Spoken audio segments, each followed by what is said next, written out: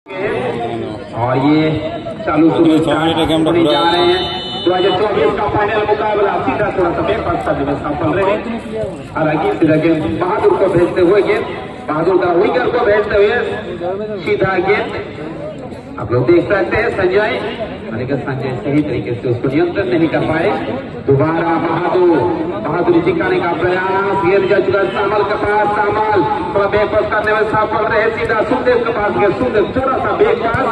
सोमचंद बहुत ही पुराना खिलाड़ी माना जाता है। सोमचंद द्वारा सीधा अटैक करने का प्रयास, गोलकीपर कोई चूक नहीं। संजय मांडी आसानी से गेंद को नियंत्रण करते हुए सीधा गेंद जाता सुखदेव के पास। इस बार सुखदेव बहुत आसानी से गेंद को भेजते हुए सोमचंद आगे बढ़ने का प्रयास। सामल दोबारा सोमचंद, दोनों का भी थोड़ा सा भिड़ा आता था समझ आती आगे बढ़े तो ये रूपचंद के इसको गति बढ़ाते हुए, लेकिन बहुत ही अच्छी ভাসিয়েছেন ভালো, কিন্তু হেড নেওয়ার আগেই বল চলে গেল উল্টো দিকে সোজা গিয়ে বসে রয়েছেন যে আমাদের গোল জাজ, তার গায়ে ধাক্কা মারল সোমনাথ।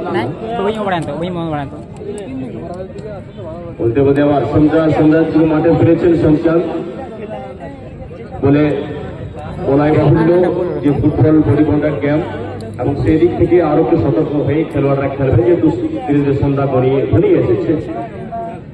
আবার বাঁদিক থেকে লাল হলুদের আক্রমণ, মানবল সঠিকভাবে হলো না। আবার ফরওয়ার্ড পাস, কিন্তু ততক্ষণে সুন্দরভাবে নিজের আয়ত্ত রেখার চেষ্টা করছেন লাল হলুদ। মাঝমাঠ একটু ড্রিবলিং করে রাইট উইংকে দেওয়ার চেষ্টা, ভিতরে ঢুকে এসে মিডফিল্ডকে স্কোয়ার করলেন, স্কোয়ার পাস। আবার ফর পাস দেওয়ার চেষ্টা, কিন্তু বলে কিন্তু শেষ মুহূর্তে রাইট ডিফেন্ডার সজোরে 5 চালে ক্লিয়ার করেছেন বল কি কর্নারের দিকে এগোচ্ছে। আচ্ছা, সুন্দর ভলি মাঠ আবারও ফিরতে বলে বল এগোনোর চেষ্টা করছেন। আমরা দেখতে পাচ্ছি ডান দিক থেকে এসএসসি স্পোর্টিং বলরামপুর, শিকার দিশম বলরামপুর, এবং উল্টো দিকে হলুদ জার্সিতে রয়েছে